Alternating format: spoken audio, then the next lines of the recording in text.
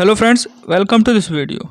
आज का हमारा टॉपिक है एसएससी जीडी का एग्ज़ाम हुआ था 5 मार्च 2024 को। उसके सेकंड शिफ्ट के जीके के 20 क्वेश्चन हैं जिनको हम इस वीडियो में देखने वाले हैं। तो उम्मीद करता हूँ वीडियो आपको अच्छी लगेगी और आप लास्ट तक बने रहेंगे। तो चलिए बिना देर किए शुरू करते हैं। पहला क्वेश्चन है, राष्ट्रीय खेल 2023 में राजा भालेंद्र सिंह ट्रॉफी किसने जीती है? तो इसका सही ऑप्शन है ऑप्शन नंबर डी यानी महाराष्ट्र ने। अगला क्वेश्चन है, भारत निर्वाचन आयोग एक डैश है। तो भारत निर्वाचन आयोग जो है वो क्या है? तो वो एक संवैधानिक निकाय है। इसका ऑप्शन नंबर ए सही होगा। अच्छा, निर्वाचन आयोग या चुनाव आयोग जो है उसका प्रावधान किस अनुच्छेद में है? तो आर्टिकल 324 में। ये भी आपको याद रखना है। अगला क्वेश्चन है, भारतीय वायुसेना की चिकित्सा शाखा की दूसरी महिला अधिकारी कौन है जिन्होंने एयर मार्शल के प्रतिष्ठित पद को समाप्त किया? तो इसका सही आंसर है ऑप्शन नंबर डी यानी एयर मार्शल साधना एस नायर। अच्छा, एयरफोर्स डे कब मनाया जाता है? तो एयरफोर्स डे मनाया जाता है 8 अक्टूबर को। ये भी आपको याद रखना है।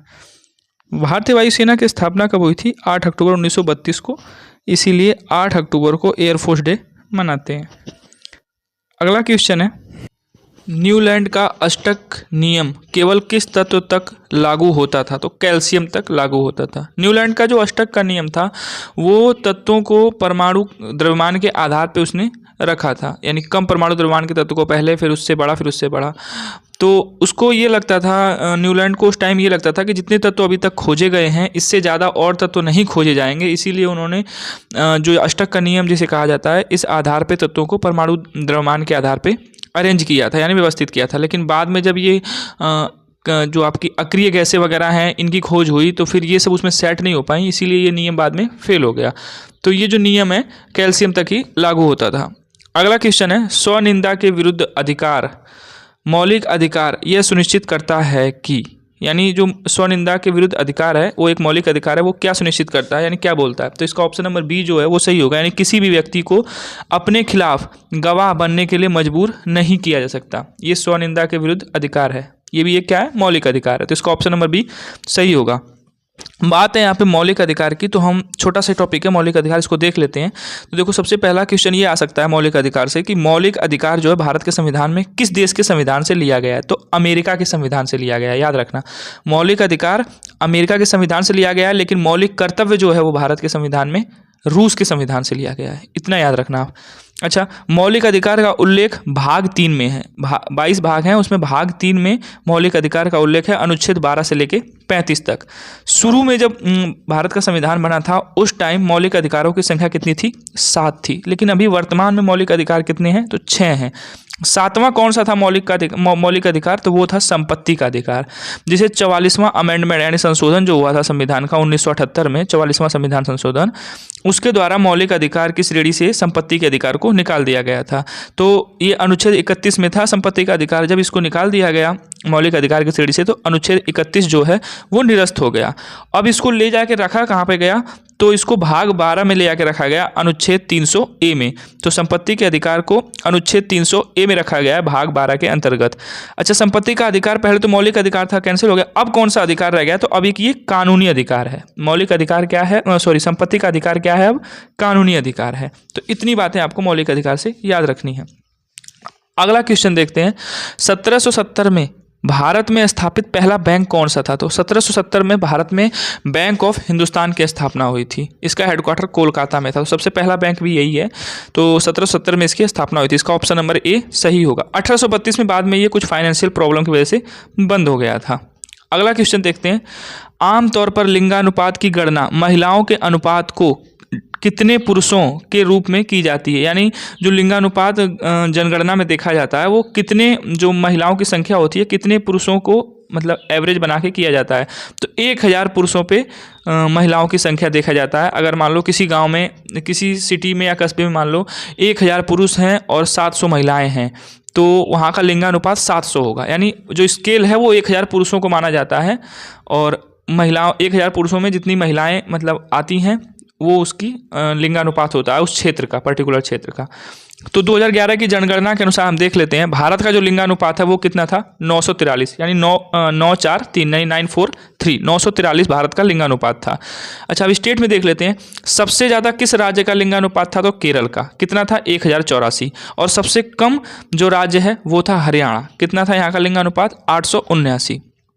यूनियन टेरिटरी का देख लेते हैं तो सबसे अधिक केंद्र शासित प्रदेश जो था पुदुचेरी था, उसका लिंगानुपात कितना था, 1037। और सबसे कम लिंगानुपात है केंद्र शासित प्रदेश का दमन और दीव का, यानी 618। तो आपको याद रखना है भारत का लिंगानुपात 943, सबसे अधिक जो राज्य है उसका केरल का, और सबसे कम लिंगानुपात वाला राज्य हरियाणा। सबसे अधिक लिंगानुपात वाला केंद्र शासित प्रदेश पुदुचेरी, और सबसे कम लिंगानुपात वाला केंद्र शासित प्रदेश दमन और दीव। इतनी बात आपको याद रखनी है। अगला क्वेश्चन है, कौन सा समाज सुधारक और राजनीतिक नेता था जिसने महिलाओं के अधिकारों का समर्थन किया और 1856 में विधवा पुनर्विवाह अधिनियम में महत्वपूर्ण भूमिका निभाई? तो वो ईश्वर चंद्र विद्यासागर थे। इसका ऑप्शन नंबर बी सही होगा। अगला क्वेश्चन है, भारत की पहली पंचवर्षीय योजना का लक्ष्य वृद्धि दर क्या थी? यानी जो फर्स्ट पंचवर्षीय योजना थी जो 1951 से लेकर 56 तक चली थी, उसका जो टारगेट था वृद्धि दर क्या थी, यानी टारगेट वृद्धि दर क्या थी? तो 2.1% या 2.1% थी। इसका ऑप्शन नंबर सी सही होगा। अच्छा, आपको कमेंट सेक्शन में ये बताना है कि नीति आयोग की स्थापना कब हुई थी। अगला क्वेश्चन देखते हैं, भारत की निम्नलिखित पंचवर्षीय योजनाओं में से किसके मुख्य उद्देश्य तेजी से औद्योगिकरण था? यानी कौन सी पंचवर्षीय योजना थी जिसका टारगेट ये था कि तेजी से औद्योगिकीकरण हो? तो दूसरी जो पंचवर्षीय योजना थी उसका टारगेट ये था। तो इसका ऑप्शन नंबर बी सही होगा। अगला क्वेश्चन है, भारत की 2011 की जनगणना के अनुसार हिंदुओं की जनसंख्या की वृद्धि दर कितनी थी? तो हिंदुओं की जनसंख्या की वृद्धि दर जो है वो 16.8% थी। इसका ऑप्शन नंबर बी सही है। नेक्स्ट क्वेश्चन, निम्नलिखित में से किस भारतीय शास्त्रीय नर्तक को पद्म भूषण प्राप्त करने वाली सबसे कम उम्र की नर्तकी होने का गौरव प्राप्त है? तो सोनल मानसिंह को। सोनल मानसिंह भरतनाट्यम ओडिसी दोनों की कलाकार हैं। इसका ऑप्शन नंबर ए सही है। अगला क्वेश्चन है, असद अली खान निम्नलिखित में से किस वाद्य यंत्र से जुड़े हैं? तो असद अली खान बजाते हैं आपके रुद्र वीणा। इसका ऑप्शन नंबर ए सही है। नेक्स्ट क्वेश्चन है, फ्री स्टाइल कुश्ती में निम्नलिखित में से किस स्थिति में पहलवान को 3 अंक दिए जाते हैं? तो इसका ऑप्शन नंबर जो आपका सी है वो सही होगा। यानी प्रतिद्वंदी जो काउंटर वाला जो आपका प्रतिद्वंदी है उसको तत्काल खतरे में लाने के लिए 3 अंक दिए जाते हैं। इसका ऑप्शन नंबर सी सही होगा। अगला क्वेश्चन है, 2018 के एशियाई खेलों का उद्घाटन समारोह ध्वजवाहक कौन था? यानी 2018 के जो एशियन गेम्स थे उसके ध्वजवाहक थे नीरज चोपड़ा। इसका ऑप्शन नंबर सी सही होगा। अच्छा, ये बात है एशियन गेम्स की, तो एशियन गेम्स के बारे में थोड़ा सा देख लेते हैं। एशियन गेम्स की जो शुरुआत है वो हुई थी 1951 में। डेट याद रखनी है, 1951। सबसे पहले कहाँ हुए थे ये? तो नई दिल्ली में हुए। और अभी 2018 में कहाँ हुए? तो जकार्ता और पालेम्बांग में हुए, इंडोनेशिया में। और अभी 2023 के जो एशियन गेम्स हुए थे ये हुए थे चाइना के हांगझो में। तो ये 2023 के जो एशियन गेम्स थे ये कौन से नंबर के थे? तो ये 19वें नंबर के एशियन गेम्स थे। ये भी आपको याद रखना है। अच्छा, भारत की क्या कंडीशन थी 2023 में जो हांगझो चाइना में एशियन गेम्स हुए हैं? तो भारत अपना चौथे स्थान पे था। कुल 53 पदक लेके भारत कितने स्थान पे था? 4th नंबर पे था, यानी चौथे स्थान पे था। तो 53 पदक में उसको 13 गोल्ड मिले थे, 21 सिल्वर और 19 ब्रॉन्ज मिले थे। और इतनी बात आपको याद रखनी है इस क्वेश्चन से। एशियन गेम्स के बारे में शुरुआत हुई थी 1951 में। 2023 के जो 19वें नंबर के हैं, भारत अपना चौथे स्थान पे था 53 मेडल लेके। अगला क्वेश्चन है, पोंगल जो तमिलनाडु का एक त्यौहार है, एक 4 दिवसीय फसल का त्यौहार है जो गन्ने और डैश जैसी फसलों की कटाई पर मनाया जाता है। तो ये गन्ने और चावल की जो कटाई होती है, यानी धान की जो कटाई होती है उस पर मनाया जाता है पोंगल का त्यौहार। इसका ऑप्शन नंबर ए सही होगा, यानी चावल। अच्छा, ये पोंगल कहाँ का त्यौहार है? तो ये तमिलनाडु का। एक और त्यौहार है ओणम। ओणम कहाँ का है? तो वो केरल का है। ये याद रखना है आपको। पोंगल कहाँ का है? तमिलनाडु का। और ओणम कहाँ का है? केरल का। अगला क्वेश्चन देखते हैं, किस राज्य से ओटम थुल्लल नामक कला का संबंध है? तो केरल से। इसका ऑप्शन नंबर बी सही होगा। केरल के कुछ प्रमुख नृत्य हैं जैसे मोहिनी अट्टम हुआ, कथकली हुआ। ये दोनों शास्त्रीय नृत्य कहाँ के हैं? तो केरल के हैं। याद रखना है, मोहिनी अट्टम, कथकली। अच्छा, कुडियाट्टम, थय्यम, चाक्यार कुथू, ये तीनों भी कहाँ के हैं? केरल के हैं। फिर से सुन लो, मोहिनी अट्टम और कथकली हो गया, कुडियाट्टम, थय्यम और चाक्यार कुथू, ये 5 जो बताए मैंने ये कहाँ के हैं? केरल के नृत्य हैं।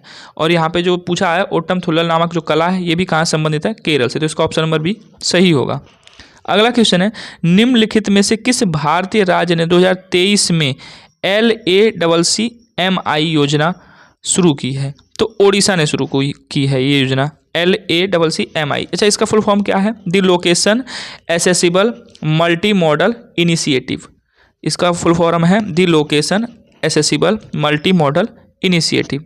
अच्छा, ये जो योजना है ग्राम पंचायतों को, जो ग्राम पंचायतें हैं उनको ब्लॉक और जिलों से जोड़ने की योजना है। जो ग्रामीण परिवहन है उसको बढ़ावा देने के लिए इस योजना को ओडिशा गवर्नमेंट ने शुरू किया है। अगला क्वेश्चन देखते हैं, जनवरी 2023 में नियुक्त उप राष्ट्रीय सुरक्षा सलाहकार निम्नलिखित में से कौन है? तो पंकज कुमार सिंह। ये अभी DG थे किसके? BSF के। तो वहाँ से पदस्थ होकर इनको अभी उप राष्ट्रीय सुरक्षा सलाहकार बना दिया गया था। इसको ऑप्शन नंबर ए सही होगा। नेक्स्ट क्वेश्चन है, महान सम्राट चंद्रगुप्त मौर्य द्वारा 322 ईसा पूर्व में किस साम्राज्य की स्थापना की गई? तो चंद्रगुप्त मौर्य ने मौर्य साम्राज्य की स्थापना की थी चाणक्य की सहायता से। आपको कमेंट सेक्शन में बताना है चाणक्य का मूल नाम क्या था। तो ये थे हमारे 20 क्वेश्चन जो SSC GD के एग्जाम में पूछे गए थे। उम्मीद करता हूँ वीडियो आपको अच्छी लगी होगी, और अगर आप चैनल पर नए हैं तो सब्सक्राइब कर लें और ज़्यादा से ज़्यादा इसे अपने स्टडी ग्रुप में शेयर करें। तब तक के लिए best of luck. Thanks for watching this video.